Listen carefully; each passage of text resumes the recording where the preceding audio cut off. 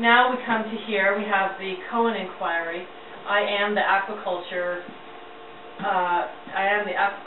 participant, so my job is to make sure that Justice Cohen has all the information he needs to figure out, did Salmon Farms affect the Fraser Sockeye? I'm sorry, guys. Let me just take the time to turn this on.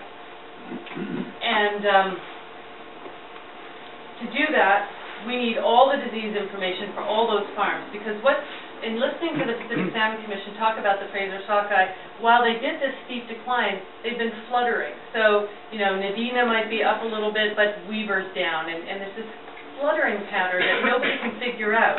So Harrison goes out the bottom, they're doing really good. Everybody that goes north is going like this, but in a general decline. But if you look at those passageways of Discovery Island, they're all lined with farms. And the problem is not a farm, it's what's in the farm. So sometimes the farm's empty, sometimes it has clean smolt, sometimes there's a raging epidemic. So that could mean Nadina might pass, between Vancouver Island and Quadra, and they don't pass a farm that day, that trip. But maybe, Quesnel and Chilco do, and that could produce this fluttering pattern.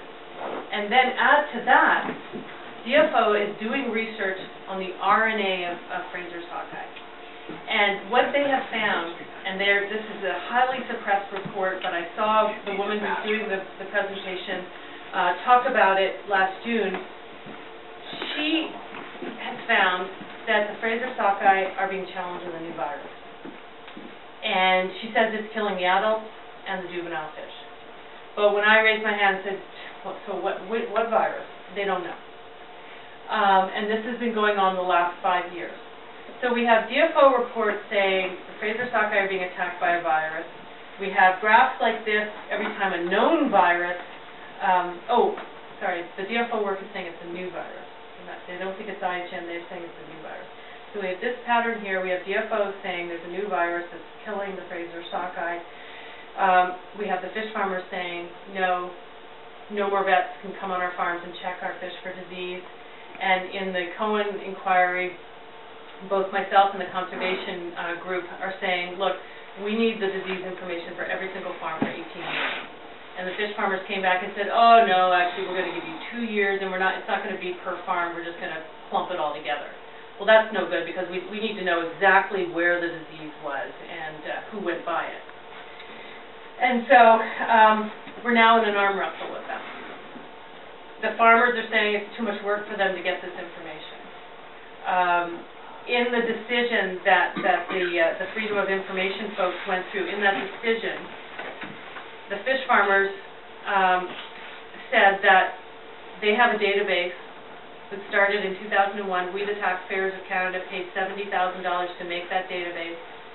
And they, as they call it, a firewall database. They say the information does not leave the court in the office. They say they don't even tell their enforcement officers what is in that database. The only people who know what diseases these salmon farmers have are the vets. And in Canada, the fish farms need the vets to give them their drugs. So, I smell good right here. If they're really not responsible for this, they would say, hey, come in and have a look. Check us out. We don't think it's us. But instead, they're very, very secretive about it. And so here in the Cohen Commission, Justice Cohen's probably a really great guy, but I have no faith in any of these processes. I did the coastal resource interest study in my area, and they promised us there were not going to be farms in part of the Broughton, and then they put farms there. And then I did the salmon aquaculture review, which was a grueling, 9-month process in all these different towns. We traveled to every town, and they heard everybody out, and they wrote all these reports, and they said, all this disease information has to be transparent. These things should not be on migration routes. That's been ignored. Then there was the Leggett Inquiry and the Auditor's General Report, and they said DFO is too close with this industry because DFO is promoting it, and they are also managing it. You can't promote and manage. It's totally common. And then we had the MLAs that went all around the province and said, how does everybody feel around fish farms? And they came out and they said, get them out of the water in 3 years. That was their recommendation. That is sitting on a shelf. Gordon Campbell has not even responded to that. So here we are with the Cohen Commission, and I can tell you it is a dogfight in there. They hire people, they fire people. They keep hiring people who have worked in DFO to actually adjudicate on DFO. Because what the Cohen Commission is supposed to look at is, did DFO do everything they could to save these fish? Is there something that could change here? And now we have fish farmers that don't want to tell us what's going on. So what Don and Anissa and I are doing, Don and I have been working together for over 10 years now. Don travels all over the world looking at the salmon farming industry in Norway and in Scotland. He's from England and in Chile and then here in Canada. And Anissa makes these amazing T-shirts that we sell, and that's how we keep going. Because what I have learned, I used to be part of a big environmental coalition, but the fish farmers talk you into negotiating with them, and then that's how we got the situation where they want to make the fish farms bigger in the Broughton, and I just am not going to let that happen. So we don't have any big funders. People say in the newspaper all the time that I'm a millionaire, I have big American funders. Not so. The big American funders want nothing to do with me, because actually they're funding the people who are negotiating with the fish farmers. They want something that was peaceful and gentle, and unfortunately the fish farmers are just laughing in their faces. The farms are getting bigger and bigger. They have the government somehow totally in the palm of their hands. This is not about fish. This has got to be about rivers or some other plan the government has. They just want to wean us off their fish, because at this point, in my mind, DFO is irrelevant.